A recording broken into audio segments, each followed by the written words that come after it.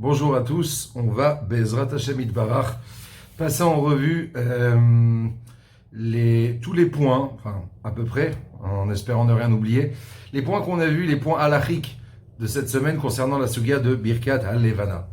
Alors tout d'abord, on a vu dans la halacha que les femmes ne font pas Birkat al-Levana. Même pour les Ashkenazim où les femmes ont l'habitude de faire, d'accomplir les mitzvot, pas seulement d'accomplir, mais aussi de faire la bracha sur les mitzvot positives qui dépendent du temps. Birkat al-Levana, c'est l'exception à la règle. On s'appuie sur le Shlach Kadosh là-dessus, à savoir que les femmes ne font pas Birkat al-Levana. Second point, est-ce qu'un non-voyant peut faire Birkat al-Levana, oui ou non?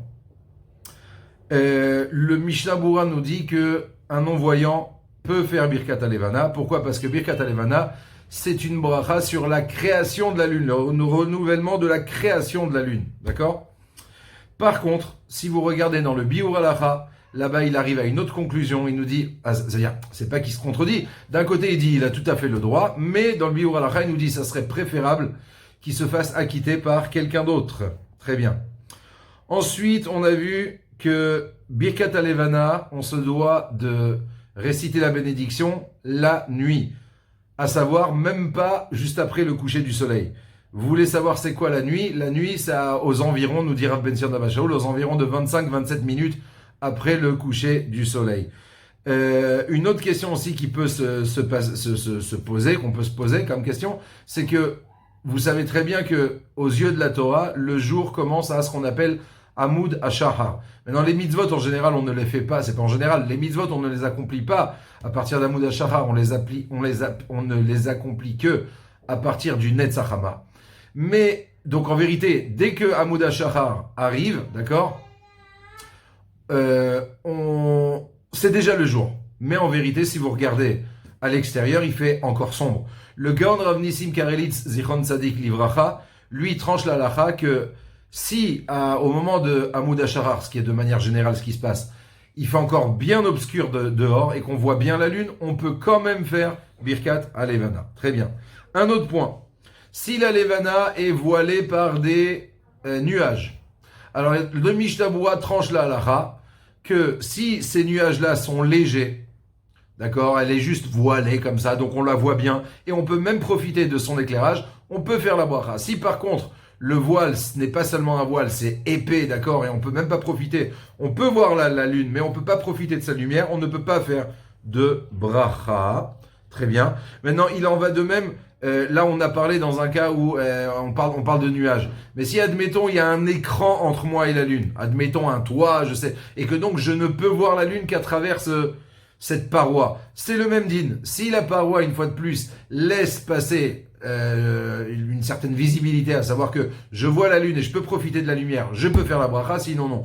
Maintenant, il faut savoir que, par exemple, notamment Rav Ben Sion Abba-Shaul, Zichron Tzadik Livracha, lui tranche que, d'après les Sfaradim, même s'il y a un léger nuage, on ne fait pas la bracha de Birkat al-Levana. Très bien. Je passe à un autre point.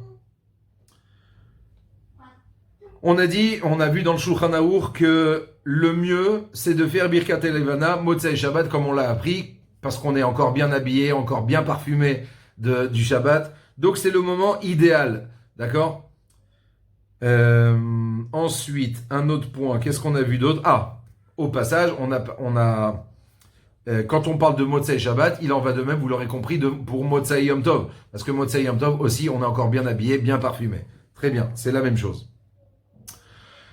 D'après le Minhag, on fait la bracha de Birkat al-Levana, même Motzei Yom Kippour, enfin, je parle pour les Sfaradim, on fait la Birkat al-Levana Motzei Yom Kippour et Motzei Tisha B'Av. Seulement, les poskim nous disent qu'il serait préférable, après un jeûne, je parle pas de Yom Kippour, je parle d'autres jeûnes, comme notamment Tisha B'Av, de manger quelque chose avant et même de changer ses chaussures.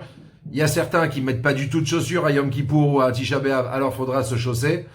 D'après ceux qui mettent des chaussures en plastique ou des baskets ou je ne sais quoi, il faudra changer, d'accord, et mettre des chaussures en cuir. Bien entendu, tout ça c'est préférable. Quelqu'un qui sait que s'il va se changer, il risque de rater la bracha parce que le temps est très nuageux, alors bien entendu, ça passera tout de même.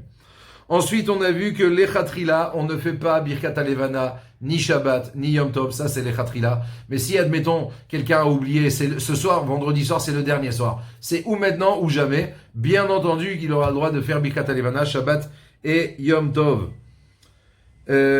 Ensuite, on a vu que d'après le Shla Kadosh, le Shla est Mahmir, à savoir que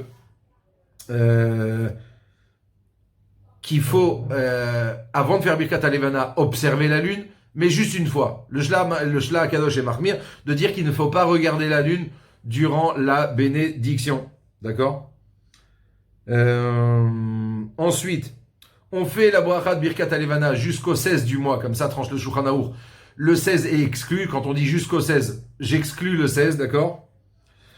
Maintenant, ce calcul-là, on le fait bien entendu, pas depuis Rosh Chodesh, mais depuis proprement dit, le renouvellement de manière précise, ce qu'on appelle le molad. Il y a une heure, il y a des minutes. Donc quand on fait ce compte-là, c'est depuis l'heure du molad, pas l'heure de Rosh Chodesh. On regarde pas depuis le Rosh Chodesh. Ensuite, on ne peut faire Birkat Alevana d'après le Shulchan Arour uniquement après que 7 jours soient passés. Une fois de plus, les 7 jours, c'est par rapport au molad, d'accord? Maintenant, beaucoup de Acharonim vous diront que si vous êtes dans un pays, notamment en Europe, etc., ou bien peu importe où vous vous trouvez, mais que le temps est très nuageux, on peut avoir pendant une dizaine de jours sans arrêt un temps pluvieux, et qu'on risque, admettons, on est au moins après le 3e jour, quoi qu'il arrive, il faut au moins 3 jours passer, mais que, admettons, on est le 5e jour, mais que, hop, il y a une éclaircie, et qu'on risque de rater, de ne pas pouvoir faire, Birkat Alevana, vaut mieux, on peut s'appuyer sur ceux qui nous disent qu'après 3 jours, on peut faire Birkat Alevana. Sur ce, je vous souhaite une bonne semaine et Be'atzlacha, toujours en compagnie de Matmidim.